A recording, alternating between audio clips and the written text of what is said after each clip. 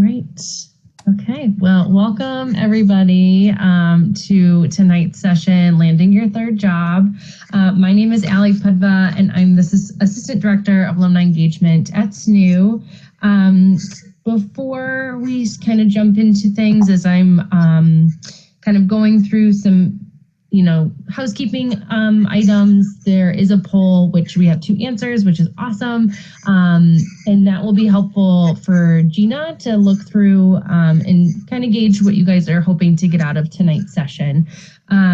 So our goal for tonight's webinar is that you leave feeling empowered and excited, empowered in your skill set, your experiences and expertise, to continue and pursue and land that next position, and excited to take a leap of faith, try something new, and step into the unknown of career exploration and professional success. We will be raffling off 3 sessions of an hour length that Gina has lovely given her time to help and support you as you kind of move through that next step. So just being a part of the webinar, you will be entered to win, and I'll be reaching out to those folks in the next few days. If you have any questions as we move through, it's a smallish group, so feel free to utilize that chat feature in the middle of the page. I'll be monitoring that as Gina walks through her session tonight. So if you do have any questions, feel free to utilize that space. I did include the webinar outline on the bottom left-hand side, which kind of talks through high level what we're going to go through tonight. Gina's bio again, and just if it's helpful to refresh yourself about what we're going to be talking about tonight. If you are not talking, I would encourage you to just mute yourself so we don't have any feedback or noise while the presenter or participants are speaking. And as you can probably tell, I started recording this session. And so we will be posting this session online on our Young Alumni page for future looking back at it, or if you want to share it with other folks that you know that could benefit from what we're talking about tonight, it will be on the website after tonight's session. And lastly, that this is an information sharing session meant to empower you with knowledge. There's no obligation to purchase or contract services. So hopefully you were able to read through Gina's lovely experiences that she's going to share with you tonight, her expertise and knowledge in this area. But I do want to just introduce Gina, who has been very thoughtful in organizing this session for you all tonight.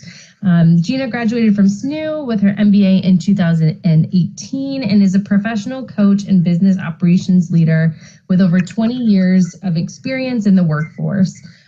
As a champion of the human potential movement, Gina is a mentor, a leader of Women's Business Resource Group, and the owner and founder of 6 Gear Series LLC, a professional coaching firm.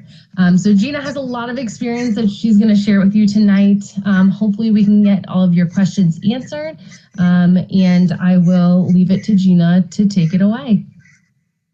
Awesome. Thank you, Ali. It's so funny hearing a bio and also, being called an expert, having expertise, because I remain humbled, and I think I will for the next 80 years. We're only the experts of ourselves, so I appreciate that humbling, gracious intro. So thank you very much. So as Ali said, she's sharing the outline I put together. It's somewhat of an abridged version of what I had put together.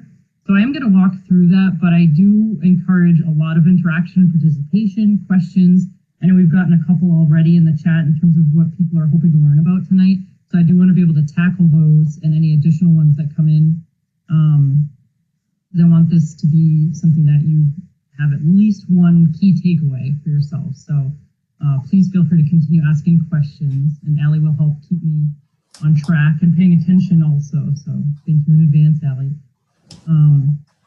So Ali read you my very brief bio. So in a little bit, I'll give you a little bit of my own career trajectory, because for some people that may resonate with you. And I think just so you can kind of understand where I'm coming from in terms of why I really enjoy helping people through this process. So I know we have a handful of people here, so maybe, I don't know how people can like raise hands or write comments or anything like that, but I'm just curious to know where people are at currently, if people are current students, if they're alumni. Okay, Lucille is typing. Thanks, Lucille. Just trying to get a feel for what people are looking for, where people are at, so I can kind of tailor things there. Okay. Lucille, congratulations on your graduation. Megan, current student. Keep up the good work.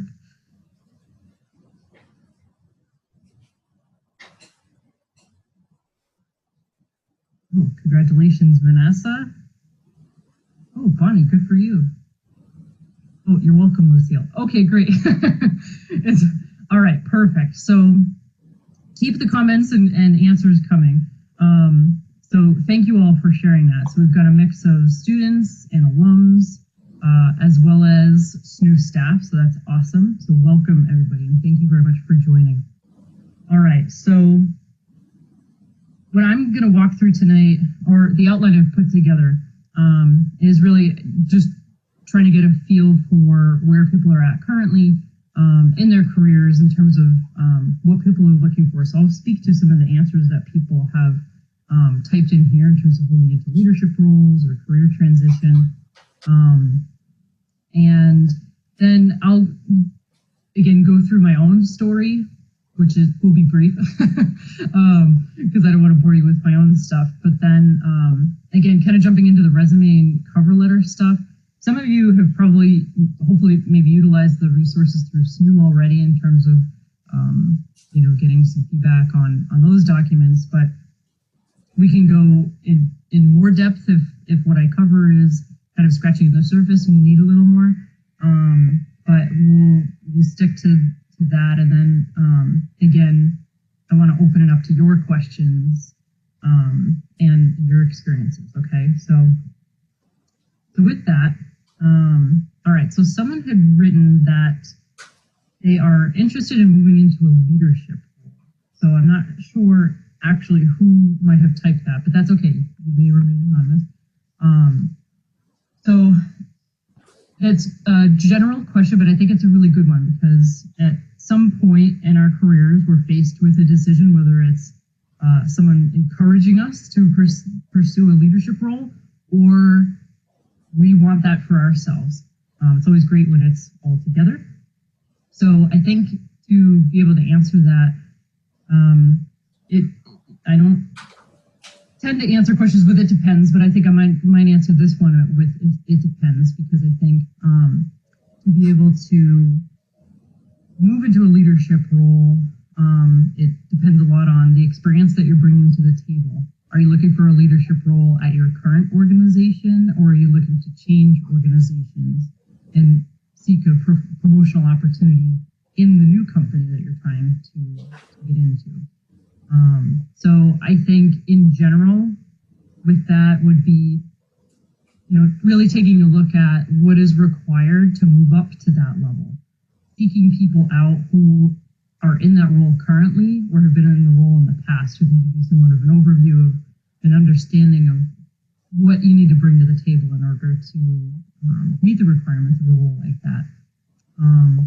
And then really understanding others' feedback and perceptions of you. So I think it's really great to tap into others some who know you well, some who don't know you well, a mix of people from your personal and professional lives to really give you genuine feedback about things that are your strengths and that you do really well, that you should continue to leverage, but then some other things that areas of improvement or even liabilities. We all have blind spots.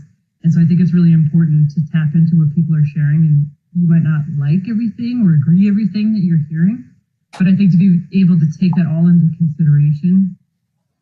And then when it comes to the actual experiences or skills that you need to bring to the table, really understanding where are the gaps in between where you're at now with your experience and where, how much of a gap is there between where you're at now and where you want to be next. Because sometimes it's a matter of getting a certification or a degree. It could be something as simple as taking a class in Microsoft Excel or something, just brushing up a little bit or learning some mechanism that you need to use in order to just get to that next step and be able to demonstrate that you can perform the functions of that role. So hopefully, again, I'm not sure who asked that question, but hopefully in general that helps answer. So please feel free to chime in if you have any additional follow-ups there. All right. Ellie, are we able to have, if I ask people to volunteer kind of where they're at, can we have people actually speak instead of type? Raise their hand. On the top bar, I think there's, yes, Megan has raised her hand. Megan, do you want to kick us off?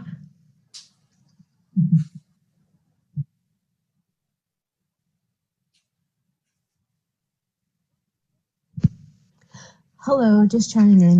That first question was actually my question. So, so just transitioning from just, how does one become a person who is part of a team to becoming like an entry-level supervisor, and then making the step for like maybe just like a lead on a team, or how does person get those supervisor like skills or attributes or things of that? All right, awesome. Thanks for clarifying, Megan. So hopefully there was a nugget in my my monologue earlier for you. But to be able to elaborate on that, so again, I think looking at the individuals that are in that role, and I would also take that with a grain of salt, because as just to be perfectly frank, sometimes there are people in roles that we're like, oh, how'd you get there? But there is something to be said for how those people got into those roles. But chances are you're surrounded by many people who are demonstrating valuable leadership skills, who can give you those pointers. I think there's also something to be said for connections that you have. So, and this can be for people who are new to a company. It's not like you have to have worked at a company for a very long time. So if you're new in an organization and you're saying, wow, I could do this, I could lead this team or supervise this team. It's really a matter of who do I need to get connected to, not necessarily to schmooze, in a really salesy way, but just genuinely build some rapport and get an understanding, maybe at a deeper level first of the business, right? So depending on what the business is, just really taking a broader scope and saying, can you help me understand? I want to be more helpful to the team. I want to increase the value that I'm bringing to the team, to the organization. And then over time, being able to leverage that relationship to understand, what do I need to work on to get to that level? And then, the other piece too is, again, doesn't matter how long you've been at the organization for, but taking a look at your peers as well. Chances are there's somebody in your colleague pool who might also have their eyes set on a promotional opportunity. There might be friendly competition, but competition nonetheless, depending on how many promotional opportunities are available. So again, I think, taking a look and trying to understand, if somebody seems like they're going to be making that move or be tapped into next, what can you do to kind of keep up with that person or catch up to them?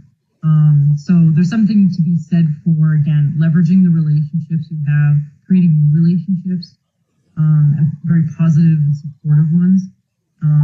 Taking a look at your surroundings, really understanding the culture of your team, what the expectations are of leadership, and the role itself, because sometimes we look at opportunities on paper or even in practice and we're like, wow, that's cool, I can do that, I really want to do that. But sometimes when we think about the actual job responsibilities, some might be, that might be a stretch for me, or I'm not sure I want to do that, right? So there's always parts of the job that we're not super jazzed by, but I think, again, to really understand the entire scope of the role as much as you can, and then figuring out what areas you need to highlight so that people see, and other areas that you need to work on. And I think in terms of the areas that you need to highlight so that you're seen as a potential candidate for a promotion, sometimes that could be tricky in a role that you're in, right? Because you might know, because perhaps you've performed it at, through your coursework at SNU. So perhaps you know that you have a certain skill set or you're able to perform a certain function of a role. But in your current job, you've not been able to show that just because of the parameters of your role. So I think being able to identify other opportunities outside of that role to be able to demonstrate that. So a good example would be, depending on the nature of your organization, are there any sort of groups in the organization that you can join? So in my day jump company, we have business resource groups. So they're kind of like adult professional clubs, which is a really bad way of describing it, but Google will give you a better description of that.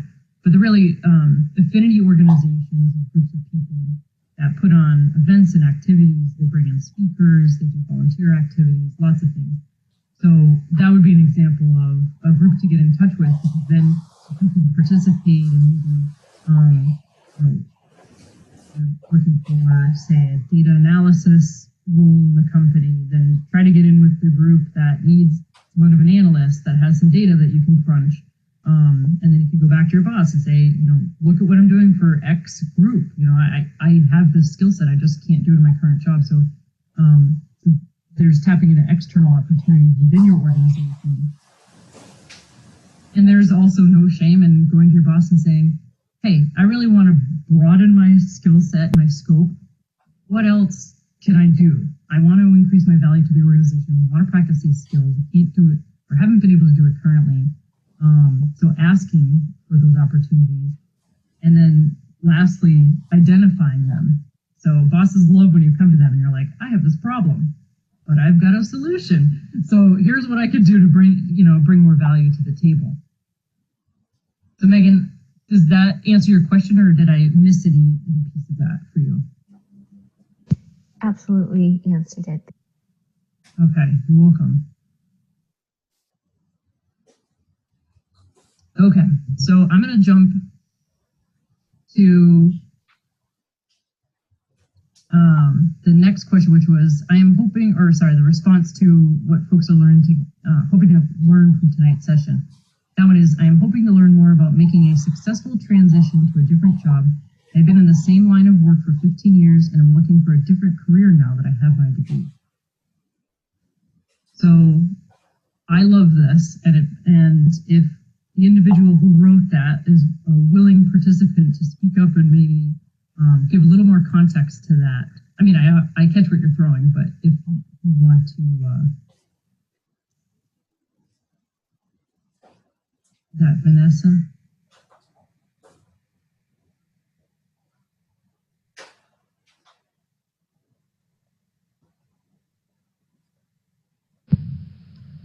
Can you hear me now? Oh, Vanessa. Okay. Sorry, I'm talking without the microphone being on. All good, all good. All right, so Vanessa, thank you for sharing that comment. So tell me a little bit about where you've been at and what you're looking for now. Sure. So over the last 15 years, I own my own childcare and preschool business. And now I have my my bachelor's degree in psychology, and will begin my master's program in just a few weeks. And so I'm wanting to transition out of my childcare business into a social worker, caseworker position while I'm working through my master's program so I can get more experience. And so it's a little nerve-wracking trying to, the skills that I've been using, some can apply, but not all. So trying to make a resume that makes me look like I'm a good candidate for a new position is it's a little nerve-wracking. Yeah, absolutely. Well, again, kudos to you on working, going to school, all of that. Childcare is no easy career by any means. And I think, jumping into, a social worker or a caseworker role from that, to me, is actually a relatively smooth transition. it might be intimidating now, having not done that before, and trying to figure out where to take your current resume to be able to show people that you have the skill set that you can bring to the table.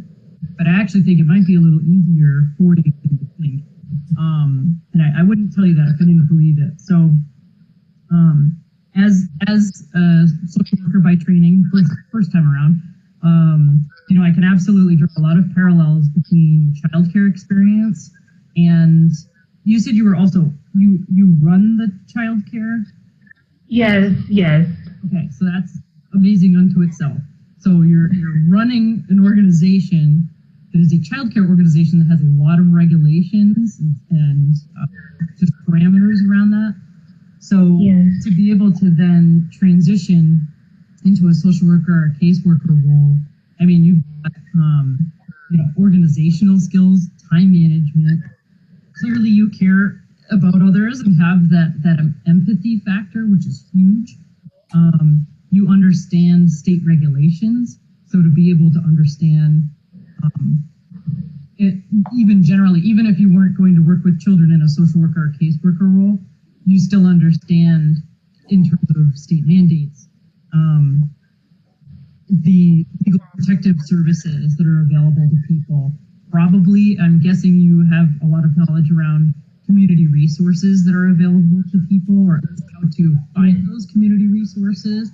Those are all key skills for a social worker role. So does that help? That helps a lot, actually. Thank you so much. You're welcome. So in terms of your resume, what I would say is, again, you want to take the experience that you have, and this goes for everybody, no matter what you're looking for now or in the future, right? Look at your current resume and whatever job you have in mind next. Identify what you have for your experience to date. Figuring out what have you already done, that it's just a matter of maybe tweaking some words on your resume to show, hey, Vanessa has already done some of this stuff, right? So everything I shared with you, I know because I've been a social worker. I have friends who've worked in childcare for years. But for somebody who maybe they've been in social work or whatever agency for a while, and you know, might be challenging. It shouldn't be, but it might be challenging for them to kind of, you know, put it all together. Make it easy for them with your resume, right? Okay. If a cover letter is required, you know, you can certainly in the cover letter, again, highlighting the skills, the transferable skills, if you will, right? The experience that you've had and the role that you're applying for. If a cover letter is not required, you could certainly write one. I would not.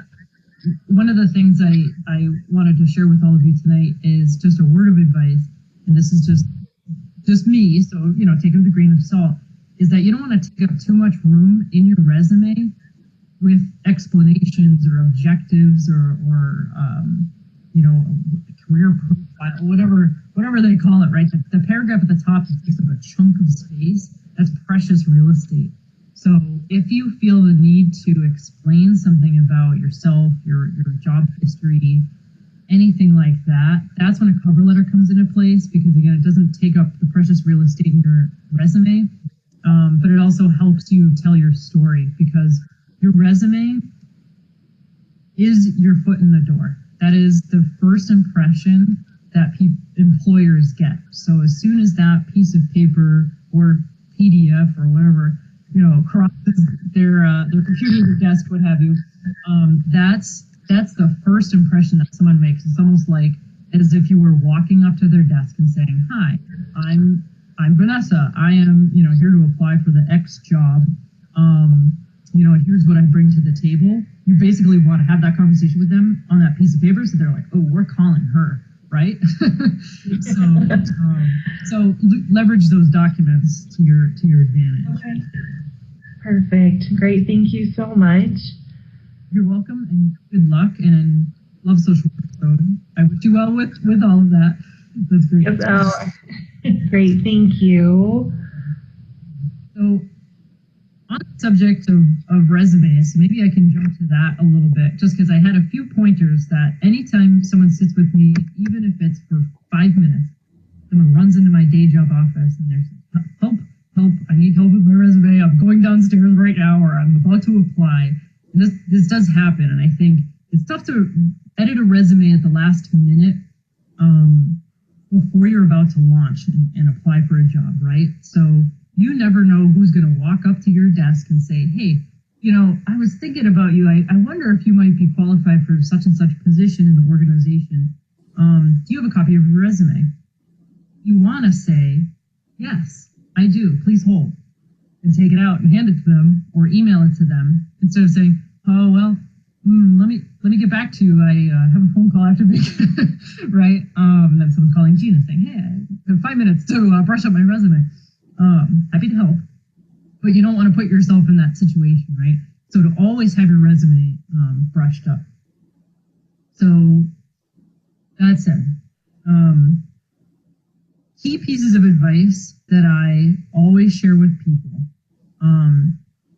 Again, it does depend on the industry. So I will qualify this statement by saying every industry has its own nuances. So for example, you want to be an English professor, your resume is going to look a lot different than somebody who's going into project management for construction, right? They're just totally different industries with different expectations. So my key piece of advice is, depending on the job that you want, talk to somebody in that industry. Talk to a few people in that industry.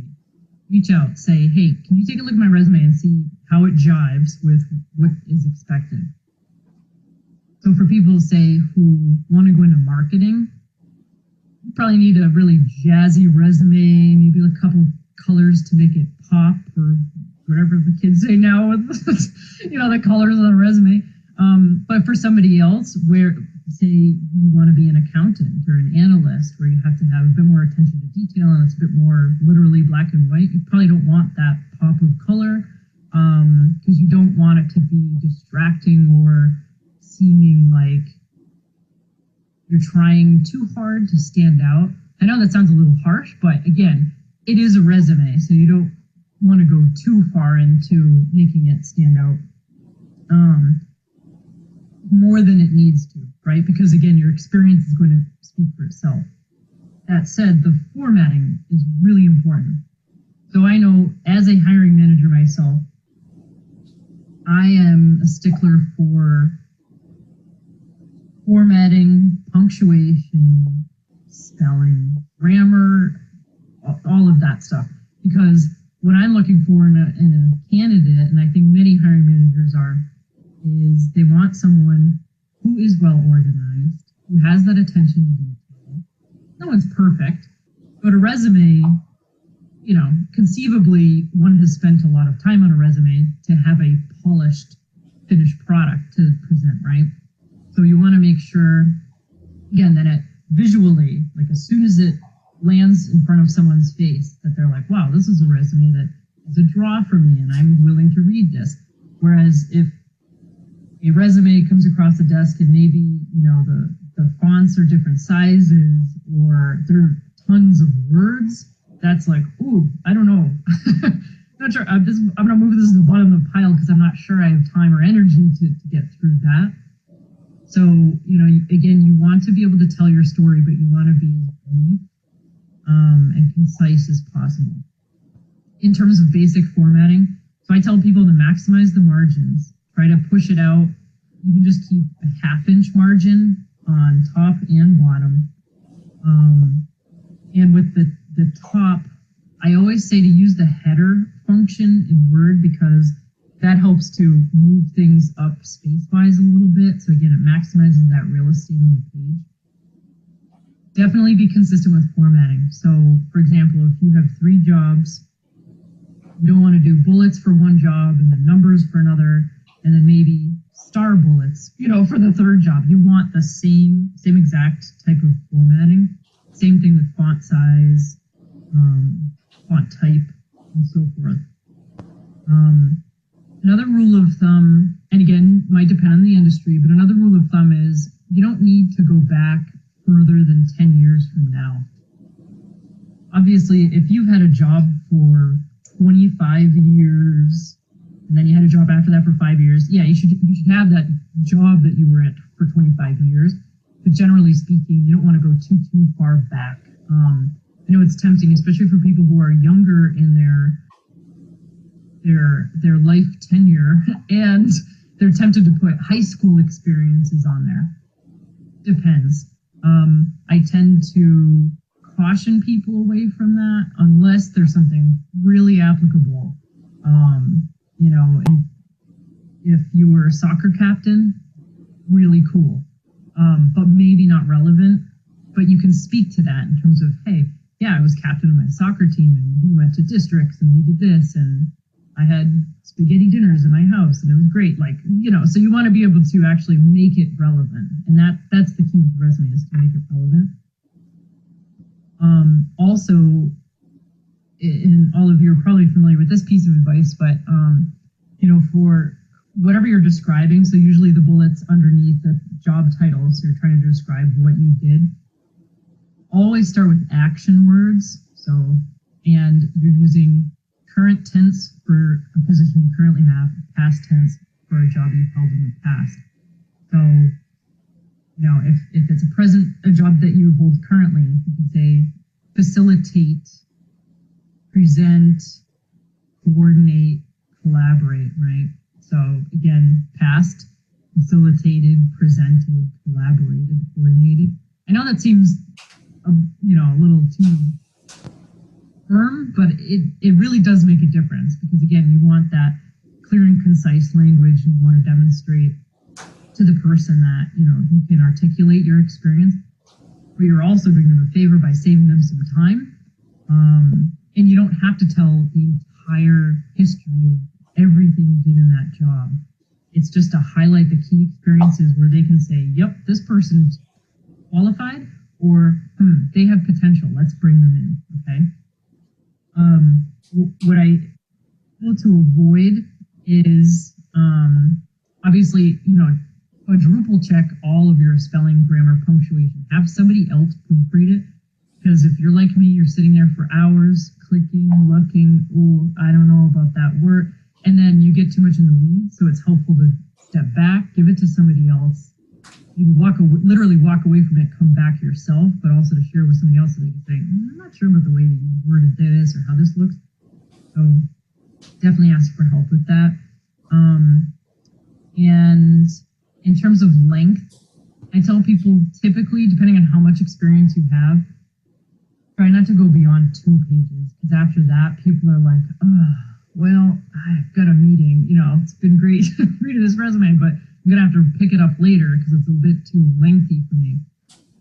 So again, you know, try to be as concise as you can, because you can get your point across in 1 to 2 pages. So I'm gonna pause there.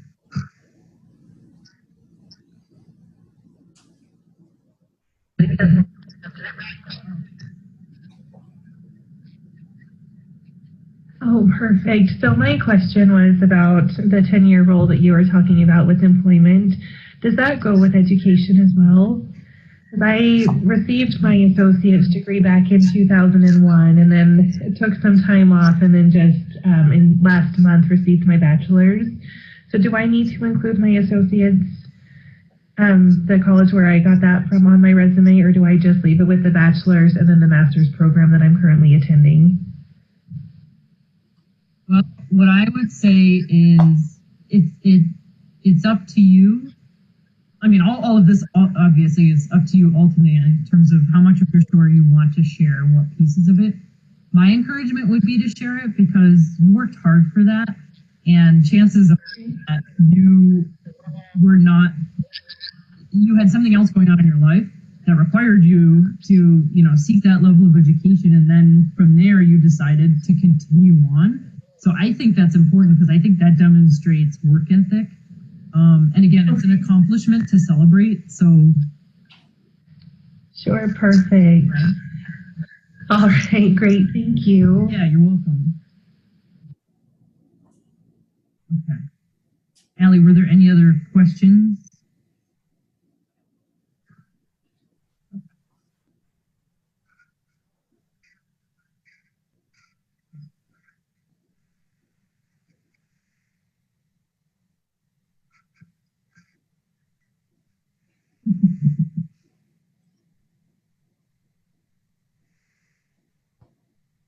You might be on mute.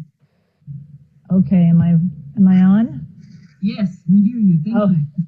Okay, great. Well, my question is, I just completed my second master's degree, completely switching careers. I have a bachelor's in accounting, thanks.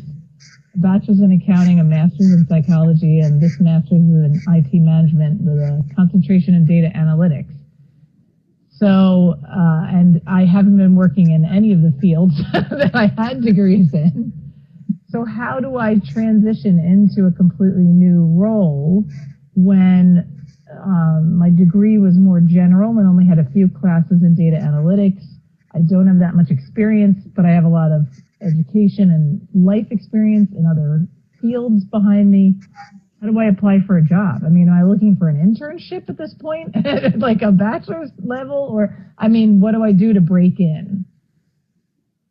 That's a good question. So you have work history, you have the educational history, you're already bringing a lot to the table. I'm also slightly intimidated by all that you've accomplished, so kudos to you.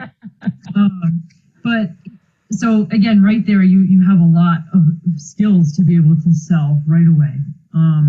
So I can appreciate where you're coming from in terms of wondering how do I get my foot in the door? I think it's a fair question that you were asking in terms of, are you looking for an internship or a bachelor's level or essentially entry level, right? So depending on what you need and want out of a job, you could go for an internship. That could be easy, but then again, if you want a paying job, I certainly would not discourage you from pursuing that. And I think it's about being open-minded about the opportunities that are available to you, given your experience. Now, you have a lot to leverage, but I think in terms of figuring out how you can explore what is out there that you can literally dip your toes in that industry and then continue to wade in, because it's tempting to want to jump in, and you probably could, but I think in order for you to demonstrate that, employers might feel like, there might be certain positions that they might say, well, you might be ready for this in 6 months, but let's get you in the door first in terms of this type of role, and then we'll see where you're at. Have you spoken with anybody in the industry or even a company that you'd be interested in working for? No, because that's another difficulty for me is I live in an area that doesn't have any major cities except with about an hour to an hour and a half commute away. So I'm looking, I have to kind of look at smaller businesses. I'm a single mom, so I've got to be near home. I can't be too far. I can't have a 2-hour commute. It's not going to work logistically. I've been remote for years. So it's really just a difficult thing as to where to even begin to look, because most of even if I go onto LinkedIn, I'm not seeing jobs near where I am. How do I find those? So it's really, there's so many aspects of it that I'm just finding difficult to overcome as to how to step in and how to, honestly, at this point, I've worked in so many different industries. It doesn't matter to me what industry I work in. I just, want to get started because I will learn whatever you're going to throw at me. I have no issue with that. It's just really trying to find that spot that I'm going to be able to find a job to even apply for. I have a number of friends in the industry. I went to college in Rochester, New York. So most of them are still up there, and they're not going to have jobs for me or be able to help me because they're not where I am. So that's another big problem area. Sure. So I think what you were sharing before about remote work. Many people are gravitating towards that for many reasons. So it sounds like you're not opposed to working for an organization as long as it is convenient for you, given the responsibilities that you have outside of work, right? So, right. One thing I would encourage you to do, Lucille, is start to tap into your network, no matter how big or small. Just start to tap into your network, even if They are peers, like you were talking about peers who live in Rochester, where my dad's from. Love Rochester. So even if you have friends in Rochester, just reaching out and saying, I just want to share with you what I'm interested in doing. Can we just talk for, half an hour, just so I can kind of share everything that I'm interested in doing. So if you hear about anything, or if you ever have an opportunity that arises, should you think of me? And can you think of anybody else you know that I can speak with that might help me get a little closer to something that would be a good fit for me in all ways. And then start to branch out. There's so much power in networking, and it can be tough at first. Like you were saying, I have friends, but they probably wouldn't have anything for me. But the more you share what you want to do and put it out there and tell it to people, the more people are going to think about Lucille, and they're going to say, oh, I can't help you, but I have a friend John who might be able to do whatever, or Sally Sue, over here. She might not be able to help you, but she would then be able to connect you with somebody else. So it takes a little bit of legwork, but I think that's okay and normal. And along the way, you'll meet some nice people who are super supportive that will stay in your network and keep you in mind. Another thing I might share, Lucille, is thinking about what is in your local community that could be plausible for you to even create an opportunity for yourself.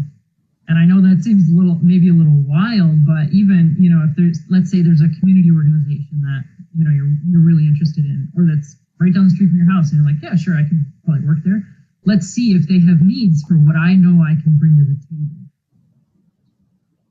Again, getting your foot in the door somehow, making an introduction, meeting people, talking with people, and saying, this is what I can do.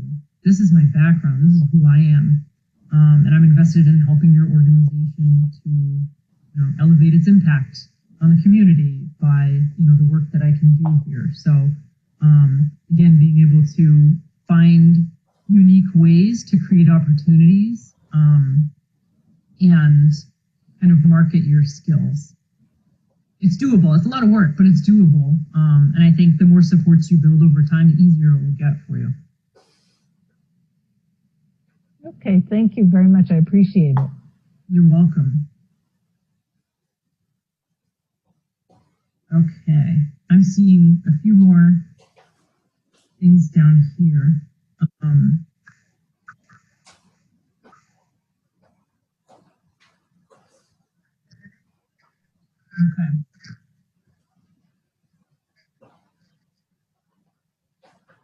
Okay.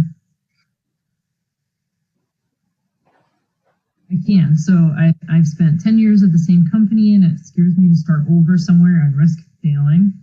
Okay, so let's tackle that one. So who was the brave soul that typed that? If you're comfortable acknowledging yourself and speaking up, happy to answer either way.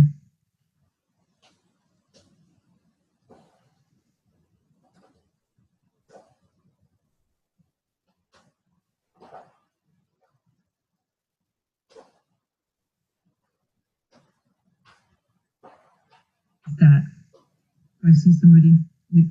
Is it Lyric?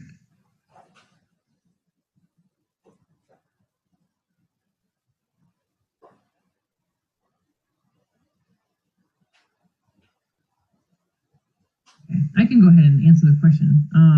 It looked like somebody was, but I'm new here, so just getting used to it. All right. Can you hear me? Oh, hi there. This is Lyric. I was just trying to figure out the microphone of this. That's me. Okay, so do you mind speaking a little bit about that, Lyric? Yeah, well, I have worked at my company basically my entire adult life. I went to SNHU and got my master's degree in accounting, hoping that I would change careers, but about a year from graduating, I had a baby, my second child, and I just got afraid to take the leap into going into accounting because I knew it would be like a backslide from where I was at my position. And now I don't have any experience in that, like I thought I was planning on when I started the degree program. And I work in project management now. So it's just, it's hard because I've reached kind of at my company maybe a pinnacle at where I can be, and I know I can do more, but I'm afraid to change. Absolutely understandable.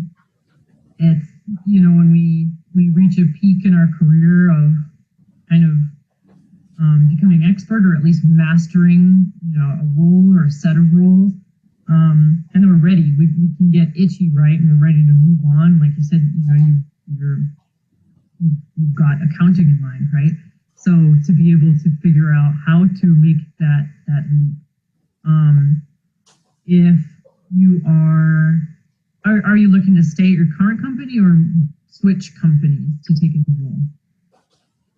Sure. So my company's a national company, and I work in a manufacturing facility in one of the smaller regions of the company. So the only way I could really, I guess, move forward at my company would be to be at their headquarters in Minnesota, and I'm not willing to do that. So I think the only way forward for me is to change companies.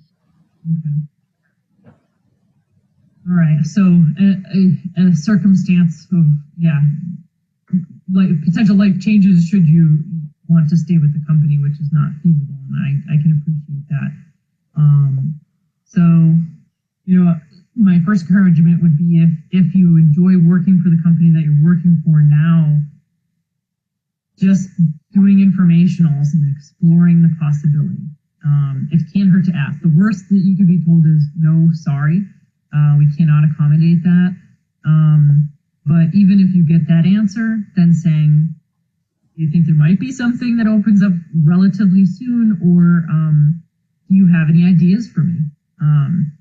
I think there's something to be said for the free support of our colleagues in our current companies, right? And really being able to tap into those as much as possible.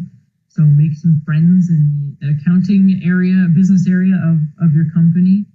And again, just put some feelers out there. And that, again, I say that if you want to continue to work for your current company. You can do that in parallel while looking at other opportunities in the area in which you live. And again, I think just tapping into people who work in the industry. If you don't know anybody personally, start with your current network. Kind of like when I was sharing with Lucille, start with your current network and put it out there to people. This is what I'm interested in doing. Can you help me? Do you know anybody? Have you heard of any opportunities? And really start to put the feelers out there. It can be hard and lonely and tiring to just, sit on monster.com scrolling. Oh, I'll apply for this. It can, and I don't discourage people from doing that, but I say don't operate in a silo. We are social creatures by nature. Let's tap into that. And for you, this is a big life transition also. So I think to be able to get that kind of support from other people to understand, what would this be like for me to take this leap?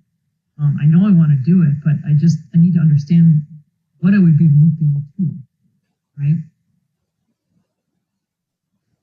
Does that help a little bit? Yeah, thank you. I can't really get into this, but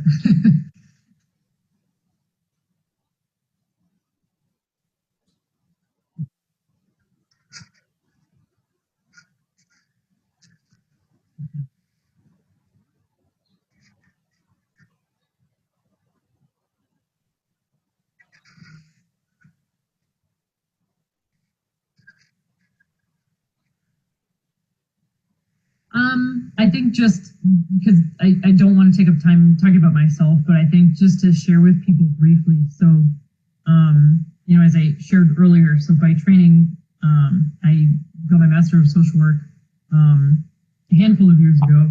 I've worked in the healthcare industry since then, and direct practice and hospice, VA hospital, and then migrated into behavioral health, so substance use disorder and psychiatric disorders. Currently, I work at a managed care organization just outside of Boston, and I landed there initially as a behavioral health care manager, and then made my way into management position of that team, and was in that for a few years, and then in that was exposed to a lot of opportunities in the organization through project management tasks and others that made me really interested in the operations, the business side of things. So that's what landed me at SNU. I live in Massachusetts, so seeing all the SNU commercials and the SNU bus, and my dad said, "Oh, when you graduate, is the SNU bus going to come to your house?" I'm like, "No, Dad, I live in Waltham. That's not too far from them. It's not a sexy commercial for SNU."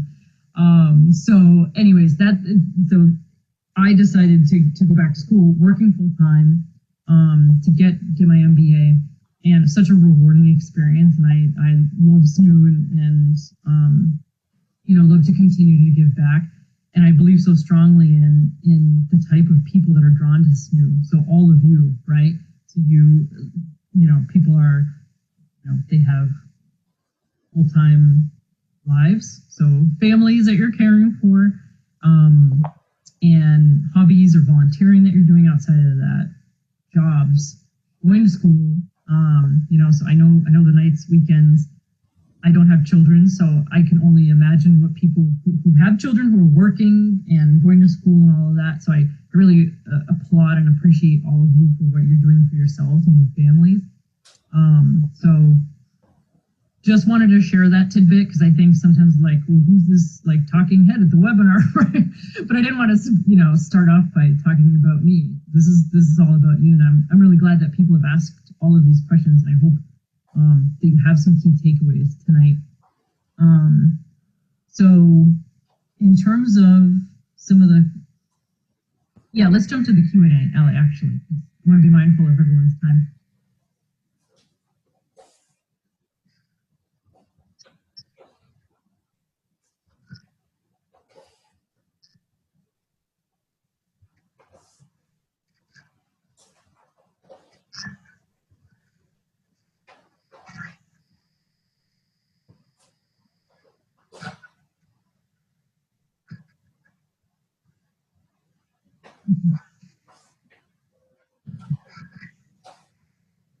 All right, thanks. You had mentioned Monster, obviously. Any suggestions for good job search sites? So lately, I've taken more of a liking to LinkedIn. It's a little clunky, especially because a lot of us are using it on our phones. But if you hop on a desktop or laptop, it's pretty easy. So I like LinkedIn, especially because it also shows you that you may have connections or connections with connections who work at those organizations. So that's a good place to search actually for job listings. They have a job section on there. For those of you who aren't familiar with that feature of it, you can also kind of scroll through the feed and see what positions people are posting. You can follow companies. Let's say you have your eyes set on a company, you can kind of follow that company and kind of dive in that way. Other than LinkedIn, I think Indeed.com is a good website. Monster is pretty good, so I wasn't trying to poo-poo it earlier. I'm just using that as an example of a website that one can get very lonely on. Then also, even Google. I know we Google everything now, including ourselves, but I think that is a good tool just to start to put feelers out there and kind of throw a dart at the dartboard and then start to whittle down from there. And again, if you're interested in particular companies or even industries, just doing searches and then kind of narrowing down from there. So those would be my top recommendations, but there are tons out there. And especially also if you align with a particular profession and they have professional organizations, definitely leverage those organizations, whether you are a member or not. Try to get onto their job listings, get newsletters, and really try to get connected with them more actively to understand what is out there. What are people looking for and what's available? Great, thank you. You're welcome.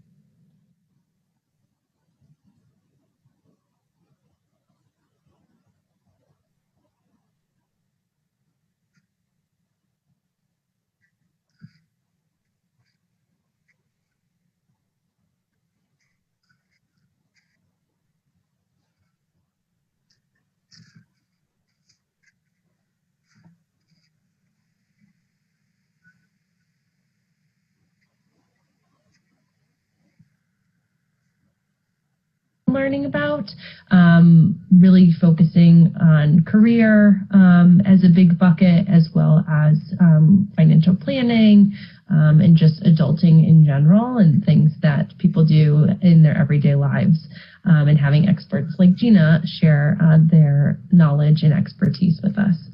So I will just leave that poll open until we close the session, but happy to open it up to the floor for any other questions before we wrap up.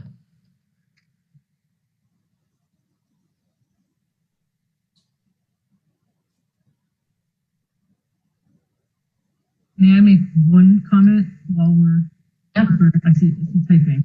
So everyone keep typing.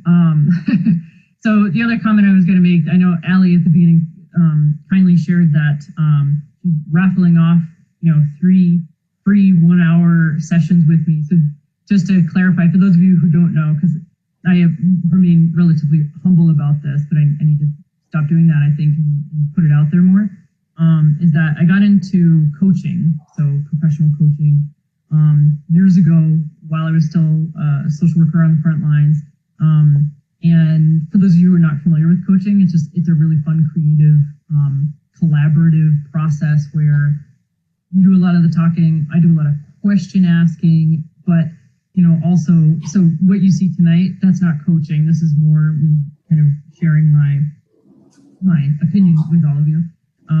But coaching is just a way to really understand, where you've been and where you want to go. And it's, I highly recommend it to anybody, not necessarily with me, but just it's just another way to explore possibilities, to develop goals, achieve them, and have an objective support behind you with whatever you're trying to pursue.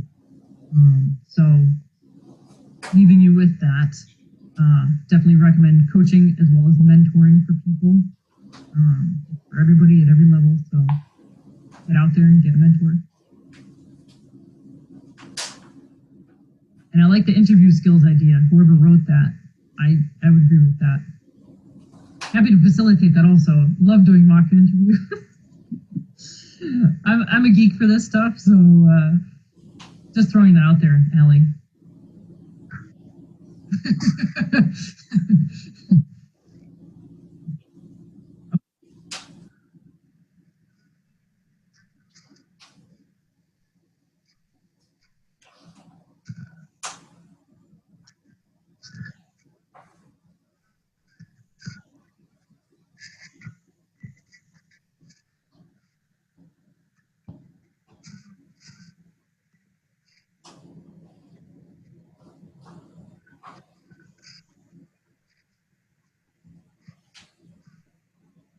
Your knowledge and expertise and your time with us tonight. It's extremely valuable. And like I mentioned before, if you have any other ideas, feel free to email me. And we will also be posting this on the Young Alumni page should you want to review it again or share it with some of your colleagues or friends to think through some of these topics that we've talked about. So just want to say thank you and have a great night. Thank you and good luck to everybody. Awesome. Connect on LinkedIn. Yes, connect on LinkedIn. Perfect. All right, good luck everybody. Thank you. And Allie, thank you. Appreciate it. Thank you so much.